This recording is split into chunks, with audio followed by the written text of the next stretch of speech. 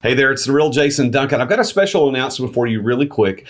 I am hosting the Exit Lifestyle Conference in Nashville, Tennessee, February 3rd, 4th, and 5th, 2022. You don't want to miss it. Go to theexitlifestyle.com to learn more. I love organized chaos.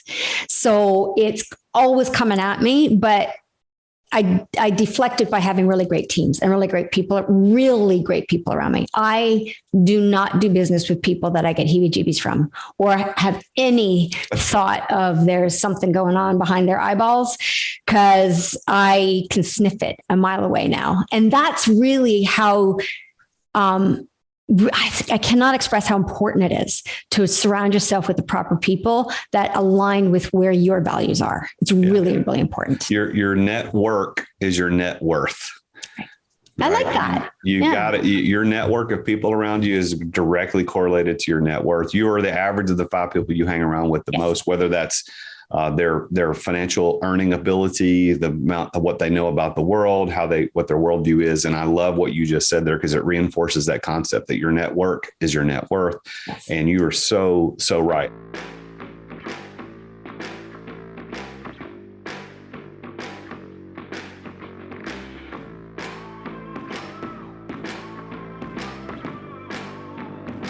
In today's ultra-competitive business world, being a successful entrepreneur or business owner can be very challenging. Fortunately, contemporary times have blessed us with resources for tackling those challenges and getting us to success more quickly than we could have imagined. Welcome to The Root of All Success with the real Jason Duncan, a podcast that explores how the world's most powerful entrepreneurs grow incredible companies. This podcast looks at the 5 keys to unlocking success as an entrepreneur. A successful educator turned entrepreneur, Jason's mission is to use his gifts of teaching and leadership to help others get the results they want out of life. Join Jason every week and learn the keys to grow a truly successful business. Welcome back to another edition of The Root of All Success with me, the real Jason Duncan. Thank you for being here. I've got a great guest for you today, and I love it when I'm able to interview very successful female entrepreneurs. They're just so fascinating to find out how all entrepreneurs were able to achieve success. But I especially enjoy talking to female entrepreneurs because they're harder to find. And you'll see in the show today, I actually ask her about that. I ask her, why is it that it's harder to find the female entrepreneurs who are successful? And she has a great answer to that question. I'm not going to ruin it. I'll let you listen to the rest of the show. I want to say a couple of things before I introduce our guest, Claudia Harvey, to the show today. But first of all, thank you for listening to the show, whatever podcast player you're listening to this on, whether you're watching it on YouTube or C-Suite TV, no matter where you're watching this or listening to it, I want to say thank you. I also I have a request. If you could please go and leave a review and let us know how we're doing. Tell us that if we're 5-star, leave us a 5-star. If you can't do a 5-star, send me an email and let's talk about how I can make the show better, because the more people that leave reviews, the higher we get in the rankings. And then we end up being in front of more people just like you to give you value so that you can learn how you as an entrepreneur can be successful. So let me thank you for watching or listening. Thank you for that. And then also thank you in advance for going and leaving that review. I know every podcaster asks you to do that, but it really, really is important. So if you could take some time to do that, I would appreciate it. All right, let me introduce you to today's guest. I've got a lady by the name of Claudia Harvey. She's a global entrepreneur. She's an inventor. She's an inspirational speaker. She's a philanthropist. She's the CEO of Apparel, which you're going to find out that she didn't start until her mid-40s. So it's not too late for you to start as an entrepreneur. So she's got a great story about how she became an entrepreneur with Apparel. She's the co-founder of BG Wealth Group. And she's got a fantastic story about what she's doing with BG Wealth Group and how she's buying other companies, investing in other companies, and continuing to grow wealth. And on the heels of her success as an entrepreneur in her own right. She's also a contributing author to several number one bestsellers like America's Leading Ladies, Empowering Women to Succeed, and a book called The Balancing Act. And what she is going to talk about in the bulk of her story is how she took some time off from her corporate career because she needed more balance in her life. And then her time off ended up starting Dig Apparel. That ended up going on to Dragon's Den in Canada, which, because she's from Canada, our version of that Shark Tank here in the United States. But she went on Dragon's Den and got a deal with Kevin O'Leary. And she's going to tell the story about how that happened and how it doesn't always pan out the way that the television show seems to make it. It seems to make it for all of us. There's a little bit of different nuance in there. So you're going to love hearing the story of Claudia Harvey today. So I want to welcome to the show, the root of all success, Claudia Harvey. Claudia, welcome to the show. I'm really, really glad you're here. I'm honored that you're coming all the way from Canada by Zoom to be on the show today. It's my pleasure, Jason. It's really, really great to be here. I really wish we could be in person, but this is the next best thing. Well, I know that when we originally were introduced through C-Suite, because that's how both of us met each other. This podcast is syndicated on the C-Suite Radio Network. We met through the events through C-Suite. You were really game to come to Nashville, and I was honored that you were going to come to Nashville. But of course, the ongoing pandemic and the COVID restrictions and the nuttiness that we're all dealing with just made it make more sense to do this by Zoom today. So either way, I'm honored that you're here, and to talk to someone like you is really good. And I'll say this before I get into asking you questions on the show. One of the things that I love doing is talking to very successful entrepreneur women. And it's, I talk to men and women on the show all the time, but I have a harder time finding the women to really focus in on. It's not that they're not there. They're just harder to find. You guys are a little harder to find. I think it's because we work really hard and our heads are down. Maybe that's it. Well, I had the pleasure of speaking with another very, very successful entrepreneurial lady the other day on the show. And, I told her the same thing. She had a very similar response. So congratulations to you for all your success. So I want to ask, kind of get things kicked off today, Claudia. What was your original entrepreneurial thing? Like, what did it start as a child? Were you an adult? When was it? Because I know you're raising a family now and you've got very successful businesses. You've done business with people like Kevin O'Leary from Shark Tank or Dragon's Den. But way back when, how did entrepreneurship enter your life? Oh, that's a really great question. No one's ever asked me that before. I think in retrospect, I grew up with a very entrepreneurial household. So my mom and my dad both were entrepreneurs and business owners. My mom had a couple of hair salons in the small city that we were living in. And my parents were German, and my dad took tourists from Germany across Canada on tours. And I think we just lived and breathed at the dinner table what entrepreneurship was. They talked about receivables. They talked about great clients, bad clients. Oh my God, this happened to me today. So I think I just lived and breathed it when I was a little girl, and it just became part of our lifestyle, because some days it's craft dinner and some days it was steak. And now, of course, I understand why, but at the time I'm like, oh, great, it's craft dinner today. Yay. So it probably started right back then. So I didn't know you were German. Do you speak German? I do not. When I was a small girl, my parents only spoke German to me. And apparently I went to school speaking German in grade 1 and nobody would speak to me. So my parents dropped German. So I don't speak German anymore, unfortunately. Well, I'm going to say to you, the only thing I know in German, not because you will understand it, but if any listeners happen to hear me say this, they'll know what I'm saying. Du bist ein wunderschönes Mädchen. No idea. It means you are a very beautiful woman. That's the only thing I know how to say. That's great. I'll take that as a compliment. Well, it's true. It's true. But not only do I know, that's the only thing I know how to say. It's true. But there was a guy in my senior year of high school who was from Mulheim, Germany, who was here as an exchange student. His name was Sebastian, and we became really good friends the year that he was here. He lived in the same neighborhood as host family. And I said, I want you to teach me how to say that. And he did. And it stuck with me all these years. And occasionally I get to pull it out. That's hilarious. That's great.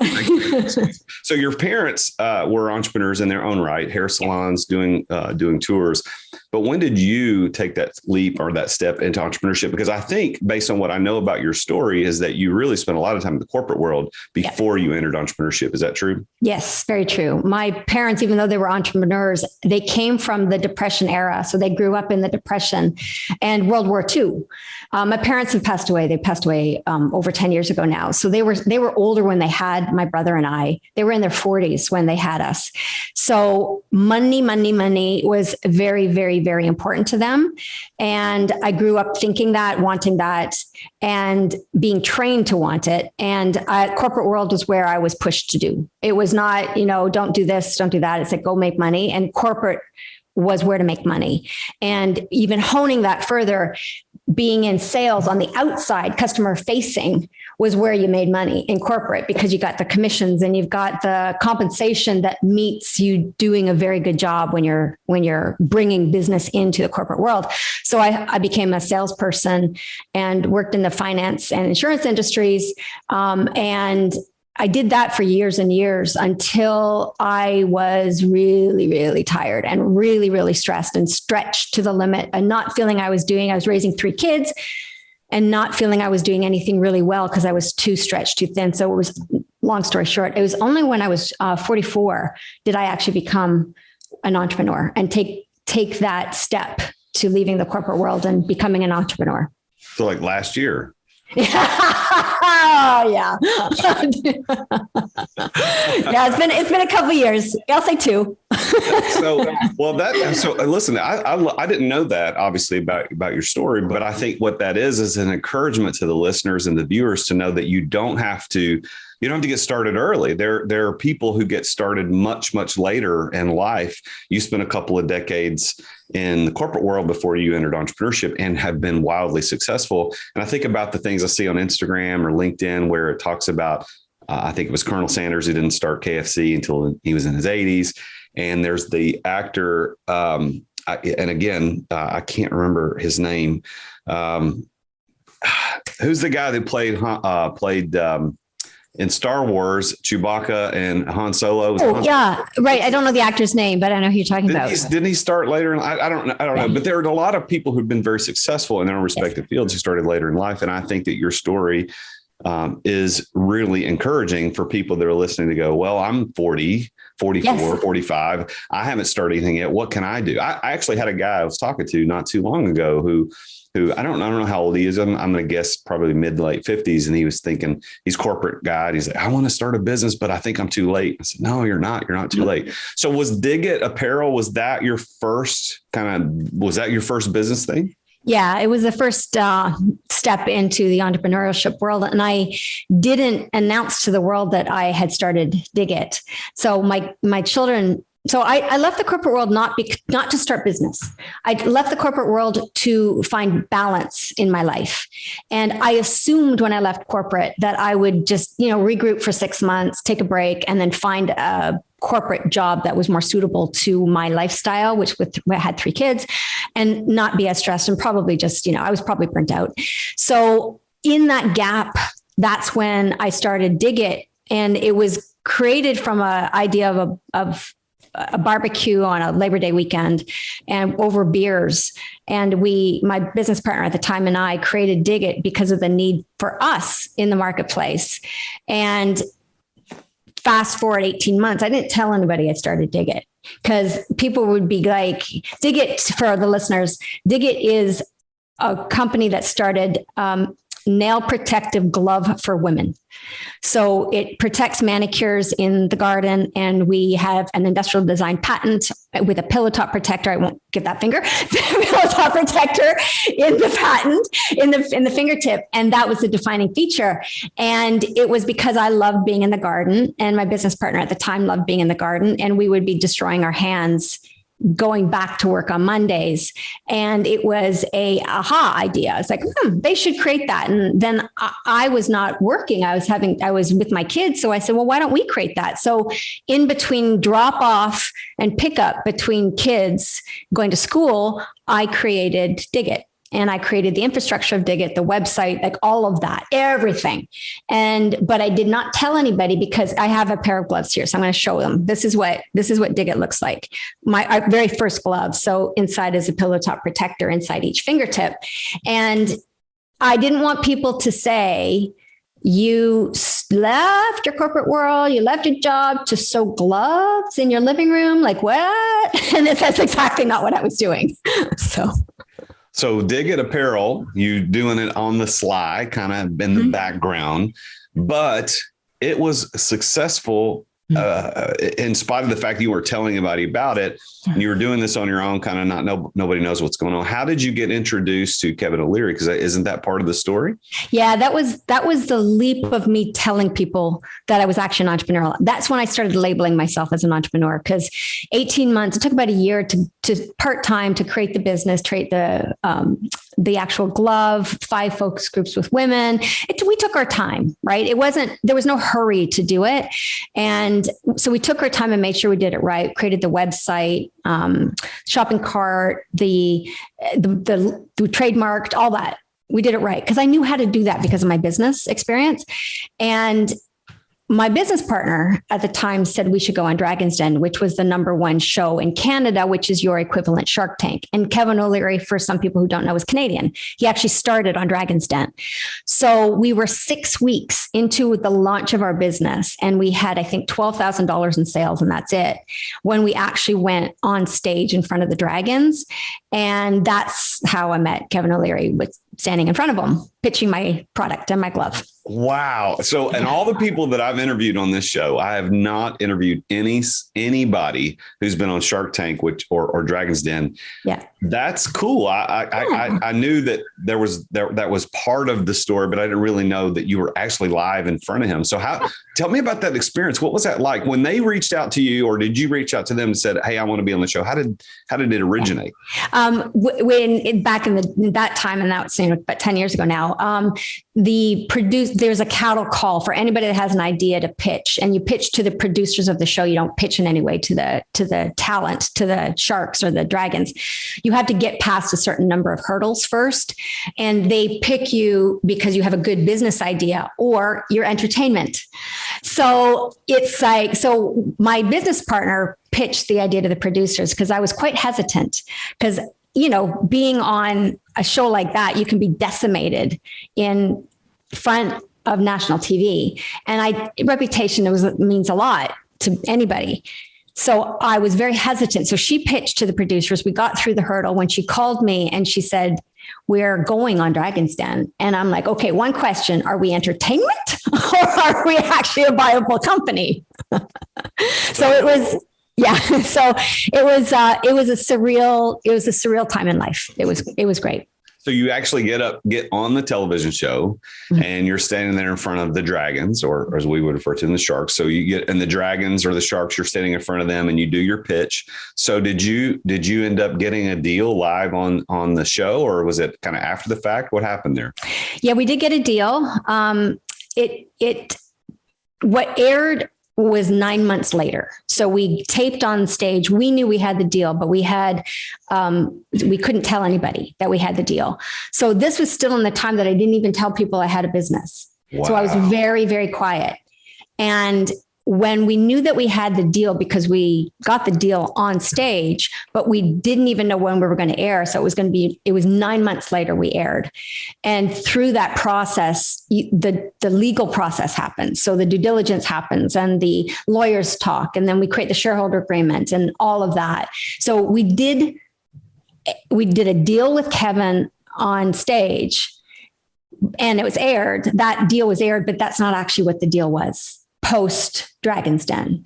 Right. And it was a whole different deal post Dragon's Den. Yeah, I think based on, I'm a huge fan of Shark Tank here in the US. My wife and I actually watch it a lot, which is interesting because she's not in the business at all, but she really enjoyed. We watched that and The Profit with Marcus Lemonis. I don't know if you guys watch it on CNBC, but yeah. We all love watching those shows. But what I know about them is that a lot of times the deals that end up on the show usually change. So what you're doing is verifying what I thought probably was the truth.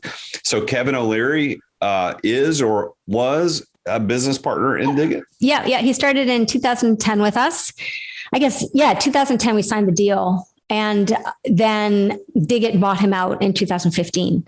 He had gone into Shark Tank at that time, has left Dragon's Den, left Canada.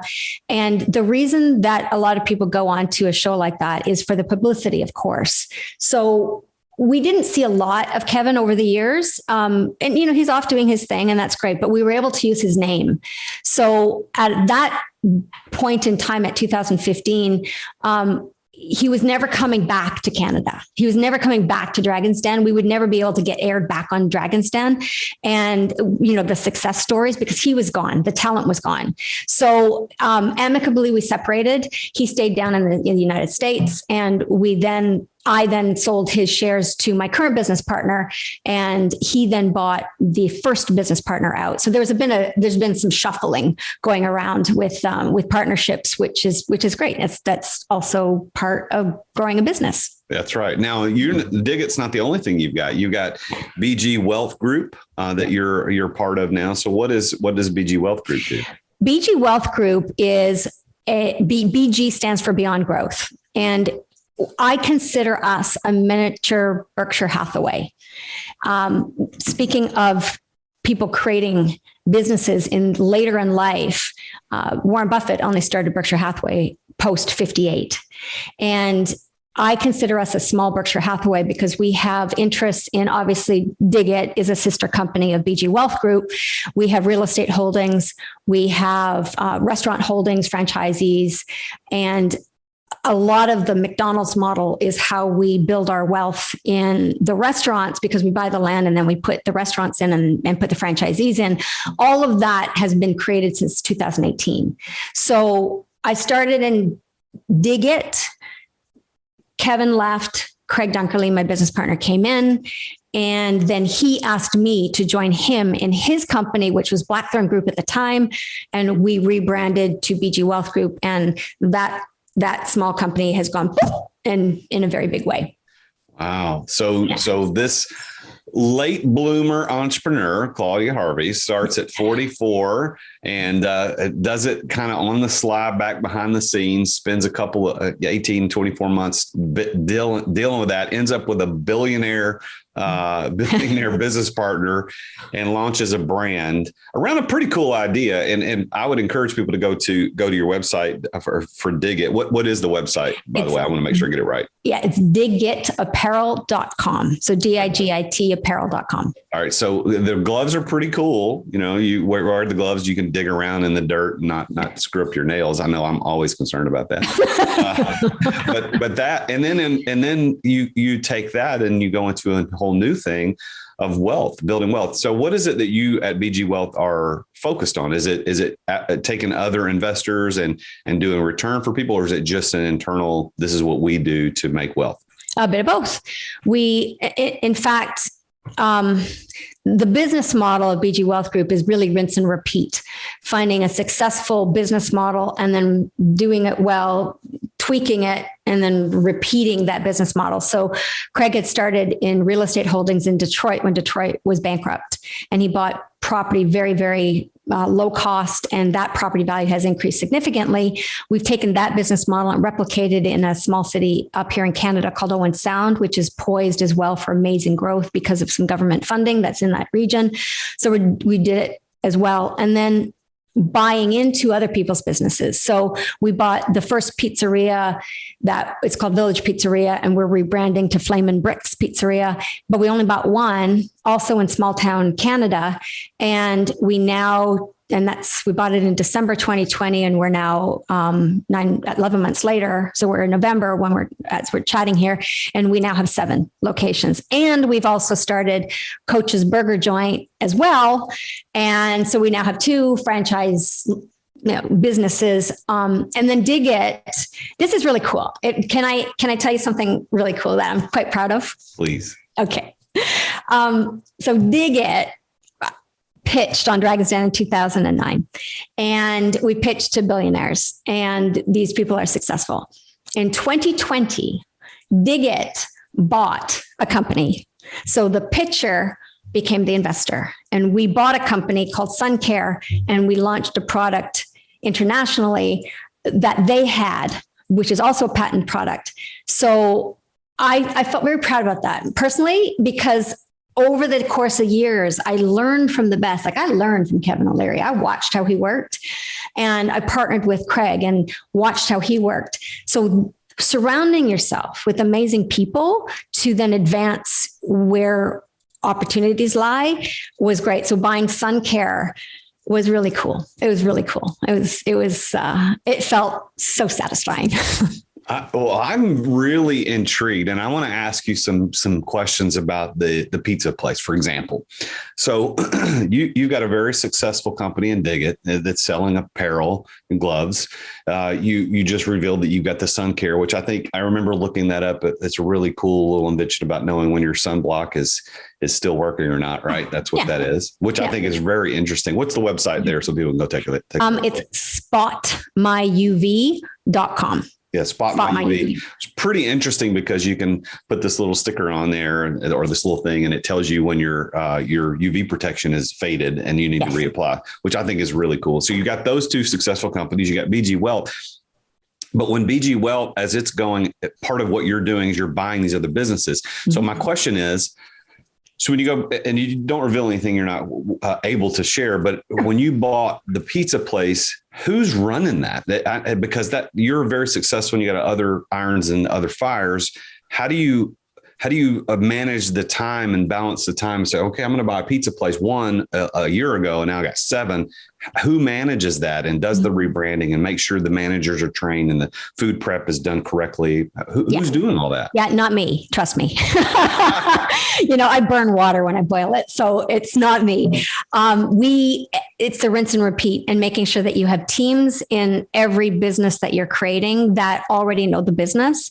And then we bring our expertise in to make sure that business is successful. So Scott is our COO of that business, and he owned the pizzeria that we bought, and he's staying on for 3 years to make sure that he oversees it and making sure that it's staffed correctly and the secret sauce, because literally we have a secret sauce in the Village Pizzeria, and making sure that that's replicated but all of our business knowledge goes into the growing of the business. So we would never buy into a business unless we are very sure that business model is sound. And then we amplify it. So is that what you, Claudia, are doing daily? Is you are overseeing the investments? Because it sounds to me like Digit's probably running pretty much on its own, automated with your team. You don't have to get involved, and probably the same with the sun care. But on the businesses, is that what you're call it your 40-hour work week, as you're paying attention to what's going on out there and looking for acquisitions and making sure things are running correctly? Is that what you're doing every day? Yeah. I am CEO of Digit still. But my team, including the gentleman that had created Sun Care, they are now part of my team. So the 2 founders and inventors of the product are brilliant. They're biomedical engineers, and they are brilliant with standard operating procedures. So I've given them a lot of responsibility in Digit, so I can now focus on other things and grow other areas. And then it's mainly oversight and management of the opportunities that might be out there. We get pitched a lot. So it's really kind of cool. Like, we get pitched ideas, and we get pitched, like, would you like to join our company? So we look at it and we vet it and we think about it. And again, being part of Kevin O'Leary's background, I watched how he vets companies. I was literally on the ground floor of him vetting us. And there is a formula to it. There really is. So oversight is really where I spend a lot of my time, and marketing development, making sure that each company intertwines with the whole branding of BG Wealth Group, and each company has its own brand as well. I'm fascinated at people like you because of how you're building wealth through business acquisitions. So much so that just recently, the week of this recording, I interviewed a gentleman by the name of Patch Baker, who he builds his wealth through business acquisitions, very much like what you're doing with BG Wealth, although a little bit different focus. And part of my online membership that I do as training for entrepreneurs, called the Successful Entrepreneur, I do a monthly Entrepreneur Master Series where I take an expert and I talk about their expertise. And he and I spent 90 minutes just the other day talking about exactly what you're doing with BG Wealth. And I didn't know that was the BG Wealth story. And that's why I do the show. But he and I spent 90 minutes talking about how he owns a piece of 49 companies. He wants to own 1,000 companies. Wow. And what fascinates me about that is how does he manage that on a day in, day out? That's why I asked you a question, Claudia, because I want to know if you're out doing something else, how do you manage those businesses? And I love what you're doing because I am interested in investing in businesses. I own multiple businesses myself, but I want to go buy others. And honestly, I'm afraid. I'll admit it. I'm a little afraid of if I bite off this. Let's say if I bought a pizza joint, right? If I go buy a pizza joint, first of all, I know I'm not going to be making or delivering pizzas. I understand that, but how much of that time is it going to require of me to pull me away from hosting a podcast and coaching clients and doing speeches at events and conferences? So that's why I asked the question, because I want to know, well, how much does that require in your time? Because I'm selfishly interested in how you're pulling that off. Yeah, it's. I have to say it's busy. My life is very, very busy. My sister-in-law once told me that she thinks that I love chaos, but I love organized chaos. So it's always coming at me, but I deflect it by having really great teams and really great people around me. I do not do business with people that I get heebie-jeebies from or have any thought of there's something going on behind their eyeballs, because I can sniff it a mile away now. And that's really how I cannot express how important it is to surround yourself with the proper people that align with where your values are. It's really, really important. Your network is your net worth. Right.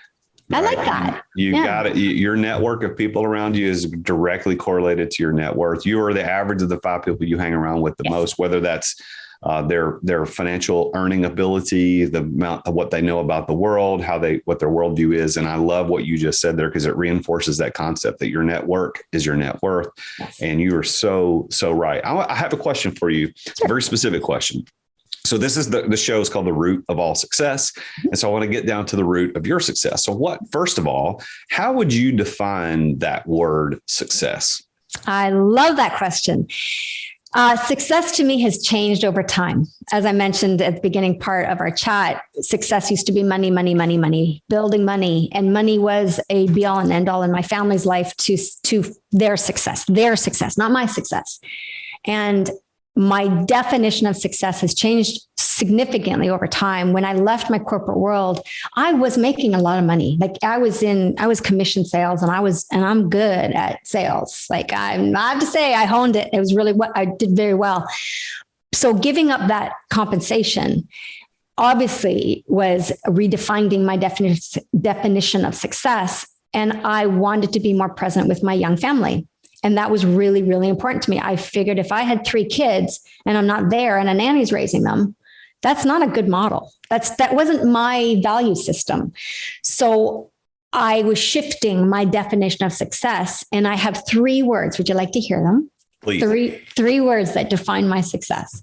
So they are strength, balance, and harmony. And that is my definition of success. If I can live in strength, my life is harmonious. And everything I do is in our businesses I create, in my life, if I need to live in strength, balance, and harmony, because it's, then I have the foundation to grow in areas that I want to grow in, personally and in business. Strength, balance, harmony. I love it. So with that as the definition, do you consider yourself a successful person? Very good question. I think, the short answer, yes. The longer answer is, I think everybody evolves and it's a continuity of evolution. And I like to hone that even further. That balance, like, as I said, I'm organized chaos. Sometimes it's a wee bit too much. So having over time, as I start to get older, because, I'm only 29, but as I start to get older, I would like to do my business not from Toronto, but from Hawaii or a happy place. So hone it, balance my life even further, and define where I want to really be as a person in the later part of my career.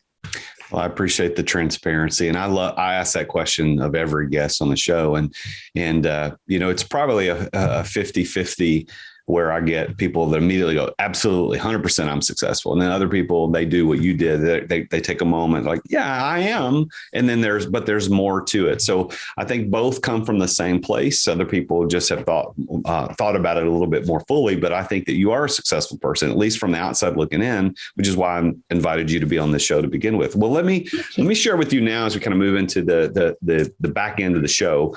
One of the things that I discovered, and my listeners are very familiar with this, is over the last 3 to 5 years of casually interviewing very successful entrepreneurs, whether I'm at the club drinking a bourbon and smoking a cigar, talking to somebody, or I'm doing it on the show, I found that there are these 5 keys that every entrepreneur has used to unlock his or her success. And I want to see how these 5 keys, if they actually appeared in your story like they have in so many others. So the first key to success is passion. And I believe that every single entrepreneur who's successful used the key of passion to unlock success. But there's a caveat here. Passion is normally seen as emotional passion. I love it. Like for instance, I'm passionate about cars and motorcycles, although I've made no money. As a matter of fact, I've lost money in cars and motorcycles. But passion, the one side is emotional, and that is a contributing factor to success. But the actual key side of passion is the mental side of passion. And what passion actually means is willingness to endure. And that's why when we refer to the passion of the Christ, for example, it wasn't that he was excited to go to the cross and was joyful over it. It was, I am willing to endure, which is what the word passion actually means, for a greater cause. So in your story, Claudia, of success, do you see where you use that key to unlock your success as an entrepreneur? 100%. Absolutely. There have been times when I created Dig It from the early days where there were very, very strong obstacles, and it would be a do or die with the business. And I'm like, there is no flipping way I'm letting this stop me, because I put too much blood, sweat, and tears into where I am right now already, that there's not going to stop me. And my goodness, there were certain times where it was very uncomfortable and very tenuous, but we got around it. Would you like an example of that? Please. This is, so I live in Toronto, and as many of you might know, Toronto is cold and probably about 8 months of the year. As Kevin O'Leary once said, it's a frigid Arctic wasteland at times, but it's not that bad. But we're coming off of Dragon's Den. We have our first purchase order from a large retailer in Canada.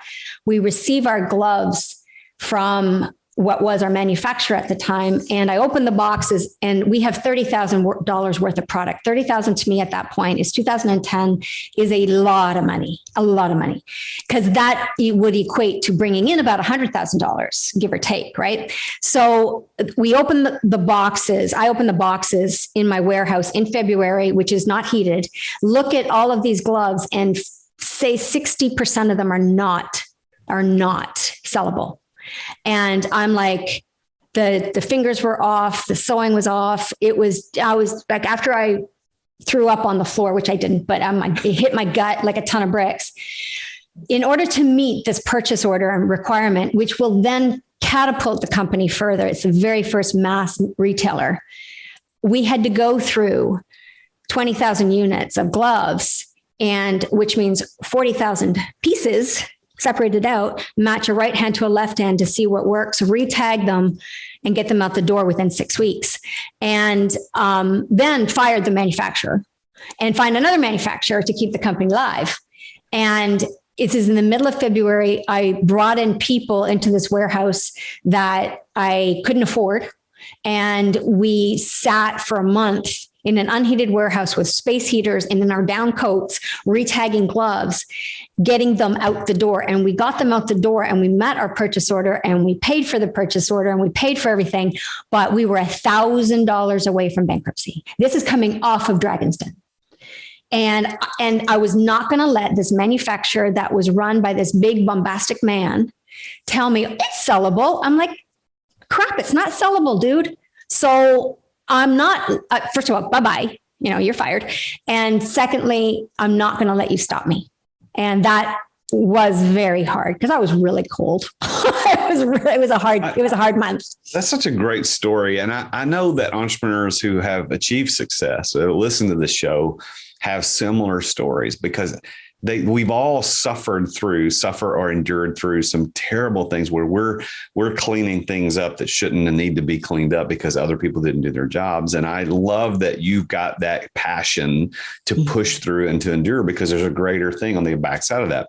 The next two keys, the first key is passion. The second two keys, or the second and third key, kind of go together, especially in your story, because I'm going to make an assumption. I know the answers to these, but I'm going to make sure is, first of all, being in the right place at the right time. There's always a key there to success. And then the third goes with it, which is knowing the right people. So I'm going to make a guess is that the place and the person or people that you met, certainly this is not isolated and the only ones that were keys, but being on Dragon's Den and having Kevin O'Leary was a good place and a right place, right time, and was the right people to help get you catapulted, but probably not the only place and not the only time that helped you get to success. Tell me a little bit more about how those two keys played to your success. Again, 100%, because it's when you're going through hard times or difficult times, challenging times, then you go to your network to support you and lift you up. And if your network isn't there, or they're a bunch of complainers or a bunch of woe is meers, they're not going to help you get to the next level. So I surround myself with positive people that are solution-based, that can help you with a solution or tell you, what are you thinking? Stop being stupid.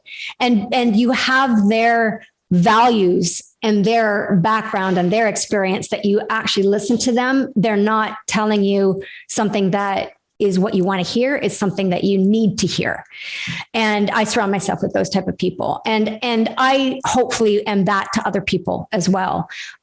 So yeah, 100%. Can I give you one more story about that? And it's also about endurance, but it's also about network and people. That same time that we were fulfilling those gloves in the warehouse and that same period of time, we had to get a bridge loan to meet the purchase order, pay for the purchase order, and then wait for our money to come in from the retailer. And I needed $30,000. $30,000 actually in retrospect seems to be a key number today, but I needed $30,000. And I went to my bank, went to my small business bank manager, and I had banked with this bank since I was 13 years old. I created my business bank with that bank relationship. So I had a personal bank relationship, now a business bank relationship. And I went to the small business manager and said, I need $30,000. And he said, he didn't research who I was. He didn't know my company. He didn't understand that I had just partnered with Kevin O'Leary. He said, my husband will have to sign the loan. And I'm like, what? That is not going to happen either, because it's an incorporated business. My husband doesn't own the business, and $30,000 is really a drop in the bucket compared to everything else. Now, back then it was a lot. So I went, thank you, no thank you, walked literally across the street to another bank that did not know me and had no relationship with me, went to the receptionist, said, I want to speak to a small business bank manager now. And they said, okay, this crazy lady. So they put me in touch with a woman, Katya, her name is, and she today is still my bank manager, my small business bank manager. She's now commercial because we're in commercial. And she said, we will help you. She researched me within 3 days, gave me a bank loan, and said, you have to leave your business bank relationship with your other bank, but we will support your business. And I'm like, you got it. So ended that bank relationship. And that woman has been integral in helping me finance my company. I can't tell you, for those that are listening, how important a proper banking relationship is. A banker can bankrupt you, or a banker can set you free. Yes. Like those are and finding a banker that actually understands entrepreneurs and understands the plight of entrepreneurship, and that it doesn't sometimes make sense, but there's a huge payoff, is so good. And I'm really glad to hear, Claudia, in your story that a banker was instrumental in your success, because we need to hear that. Because generally speaking, I mean, we all make jokes about lawyers. and a lot of entrepreneurs make jokes about bankers because of the same kind of crap that is pulled, and they do stupid stuff that puts us in peril. I almost had a banker put me out of business one time. Yeah. And, but nevertheless, I found another one who saved the day, and he and I work on stuff together still to this day. So I love that you talk about the banker, and that's a little note to entrepreneurs out there. Don't be afraid of it. Yeah. Who do I need in my network? You need a banker. You need a banker, and you need a lawyer, another really, really key person. And if they don't fit with your values or your personality, get another one. There's lots of them. There's lots of them. They're everywhere. Yeah. Don't be afraid to have people leave your network, because sometimes it's the time to leave. It's time to change, and people come and go in your life that you don't burn bridges, but it's time. It's like time to move on. Just like Kevin O'Leary, it was time to move on. He was going his separate way, and I was going my separate way. So it's okay. It's all right. It's good. Yeah. So the last two keys, I'll talk about those. So we got passion, we got place, we got people. The last two are preparation and plan. So preparation is the know-how to pull off what you're going to be successful at. And then plan is, what is your plan to get the financial resources that you're going to need to do things? So I'm going to assume on the plan side that Dragon's Den was one of those big ways for you, because, hey, we're going to go pitch this. And if we get an investor, boom, we're off to the races because we have a financial backer. We've got good partnership. But preparation, I'm going to guess, Claudia, that the preparation for you to be so successful as an entrepreneur was the 2 decades that you spent in the corporate world before you launched into entrepreneurship. Yes. So what do you see as what prepared you to be successful? How did you prepare? And then what was your plan to get the financial resources? Great questions. Yes, for sure. The corporate world was my learning ground of how to do the business. In my corporate life, I was in sales, I was in marketing, I was in operations, and I was in customer service. So I had all of those aspects, and I had worked with the senior staff in each of the companies. So I saw how the management worked, and that I internalized as standard operating procedures that I brought into Digit when I created Digit. Having started Digit, I still didn't know what I didn't know. And there were certainly things that when you become a business owner, a paycheck is different than being a business owner, because every single solitary cent as a business owner means something to you. 10 cents. If a tag is ripped off in a store, it almost is like visceral. That cost me 10 cents. Like it's so important. So the money and the business planning and the marketing planning are all intertwined. And I think about them in a triangle. So business planning is up here, and financial planning is here, marketing planning is here, and you cannot do a business plan without both of those as the foundation. So financial planning was really, really, really important. Initially, we put our own money into the business, but that dries up. Eventually a business owner cannot constantly put money into your own business. The business has to start making money, reinvest in the business, and then that spiral grows. You said that, part of being off of Dragon's Den, we had the financial backing. Surprise, surprise, we did not.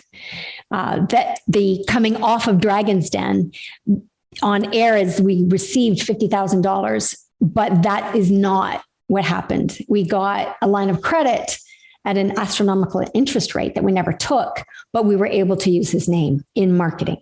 Uh-huh. So we had to figure out our own financials. Nice. Well, and see, there it is. I mean, it doesn't always look the way it actually is. And I think so many people look at us as entrepreneurs and go, oh, they're so lucky. They were at the right place, the right time. They just happen to know the right person, and they got money just mailed to them in a mailbox somewhere. No, this is all strategic. You have to put yourself in the right place. You have to go out and meet the right people. And then even when the plan looks like you're going to have the money, you got to figure out a better way and a different way to get the money. Right. So I love that. Now, besides all of that, Claudia, besides all of your success with Digit and BG Wealth Group, you're also an author and contributing author and to several different books. Would you like to talk about how you got involved in that? Because that's a little bit different than just being an entrepreneur. People, as a story unfolded, and I was on speaking stages more and more because they wanted to hear about the story. And prior to COVID, I was doing a lot of international speaking and enjoying that a lot because I love helping people. I love the questions that you're asking because they're helping people with insight into how they can adapt to their own world.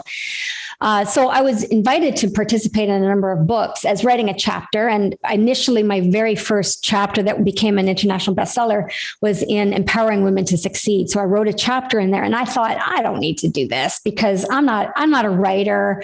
I'd never classified myself as a writer or an author. But again, convinced by the editor at the time, just try. And she helped walk me through how to write, which wasn't hard. Once you start, it's really not hard. And wrote that first chapter, and that became an international best-selling book. Wrote a couple other chapters in a couple other books that also became international bestsellers. And the last book that I participated in also had American leading ladies, and it had Oprah Winfrey, Melinda Gates, Mary Barra, some amazing, huge names. And I am in chapter 2 right after Oprah, who is chapter 1. So that's kind of cool.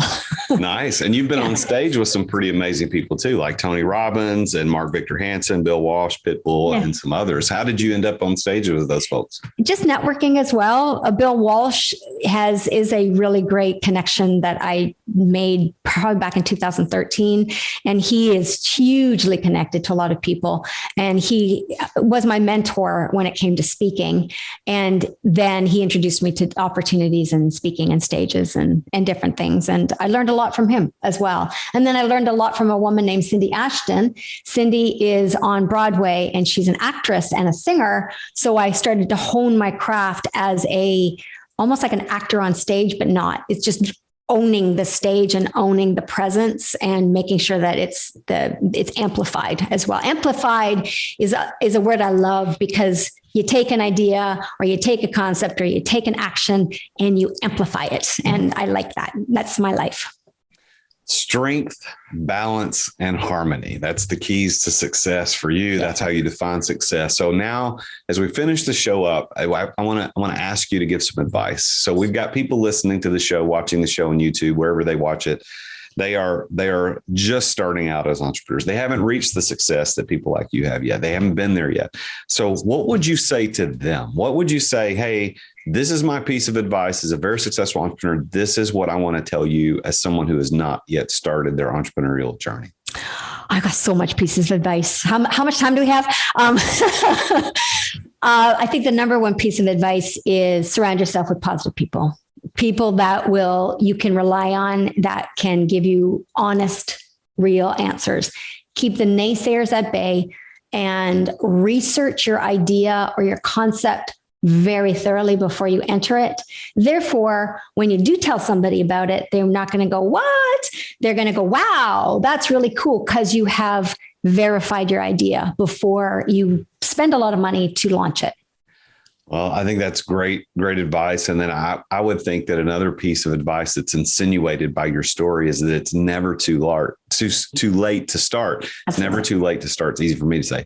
Never too late to start. You've got a lot of people out there that are riding around in their cars right now listening to this podcast on the podcast player, and they're in their 40s or 50s or maybe later in their life, and they're thinking, I'm just relegated to the corporate career forever. But you, Claudia, are an inspiration to all those people to know that at 44, you can kind of take some time off to get more balance in your life, because that was what success was for you.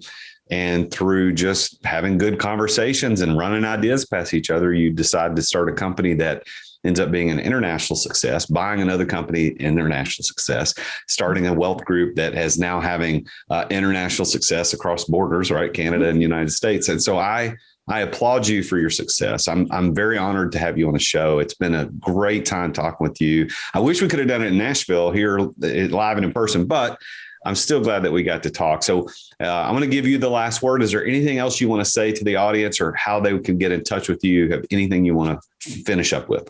Well, like I said, network to me is massively important. Being on your podcast, Jason, has allowed me to enter into your world, and you have listeners that follow you.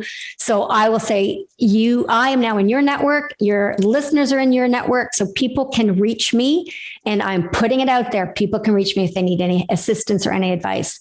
My email address is Harvey, so CHARVEY at bgwealthgroup.com. And just go onto our website. There's also a let's talk page. People can get to me if they need to get to me. So I'm putting it out there that if you need an ear, I'm there.